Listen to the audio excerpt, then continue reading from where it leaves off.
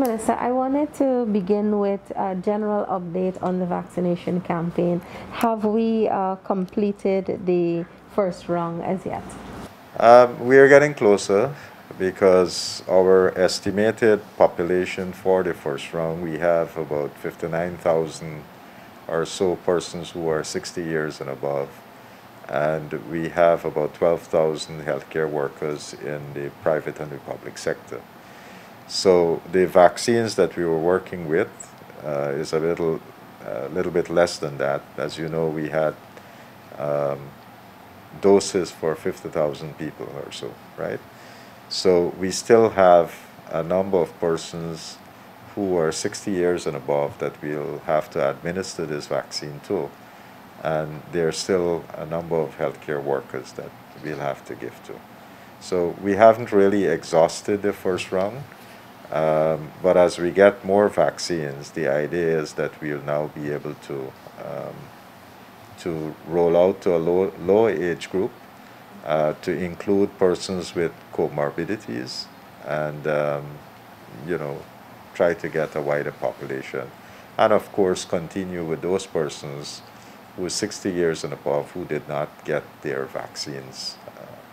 I know the ministry is working behind the scenes to basically get more vaccines for the population, and we are awaiting a few consignments. But how has that been going? Well, it's an ongoing process. We are looking at bringing in this Sputnik V vaccine, as you know. We want to get 200,000 doses in Guyana, and we are finalizing the logistics of that. With those 200,000 doses, we'll be able to immunize 100,000 persons. We have also been exploring with COVAX to finalize the date when the vaccines that they've promised would come into Guyana. They have now written to us to say that we'll be getting about 24,000 doses of the vaccine.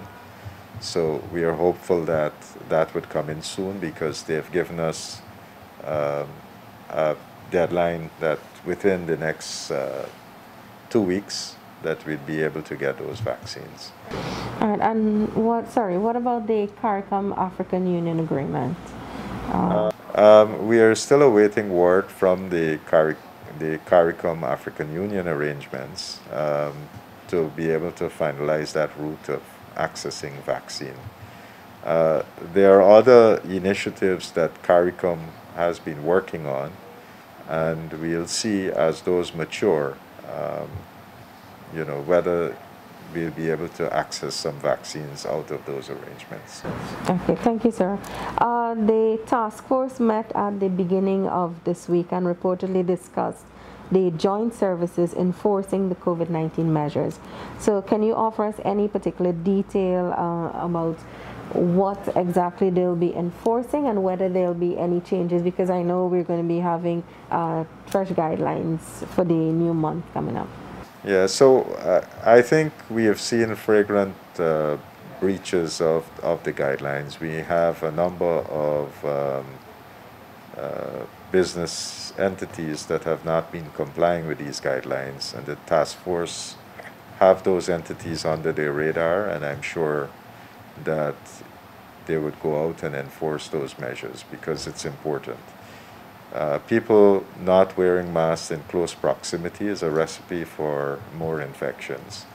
And as you would have seen over the last couple of weeks, we have had an increasing trend of more cases.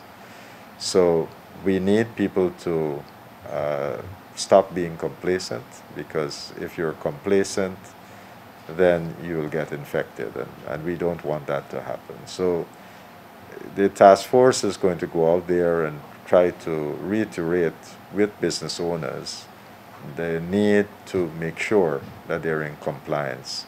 And if they're not, then they'll enforce the guidelines, and some people would be charged. We don't want to use that route. I think, you know, but everybody understands the seriousness. And if after repeated warnings you're not going to abide by those warnings, then you leave us no other alternative but to, you know, feel the full brunt of the law. Okay, sir. Just a bit of a follow-up. I know you had a special arrangement with the Guyana Tourism Authority and with the restaurants specifically. How has that been going? Have they been monitoring as well? I think they have assisted us with certifying their various restaurants, their capacity and so forth. And based on their certification, we have been able to reopen a number of these facilities. But we have to do ongoing monitoring, because if you have a capacity, say, for 40 people and then you have 60 persons in there, that's a breach.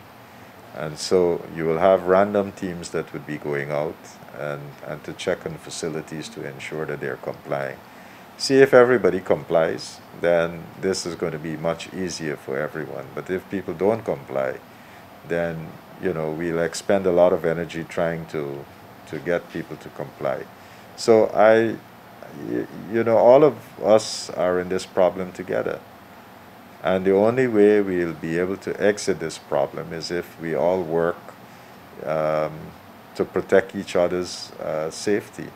And to do that, each one of us, whether we are a restaurant owner, a business person, an ordinary citizen, each one of us have a set of responsibilities.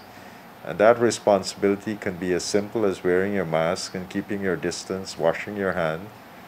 Or if you have a business and people are coming to your business, ask them to wear a mask when they come. You know, so the little things that can make a big difference, and that's what we are appealing to people to do. All right. Thank you, Minister, for speaking with us.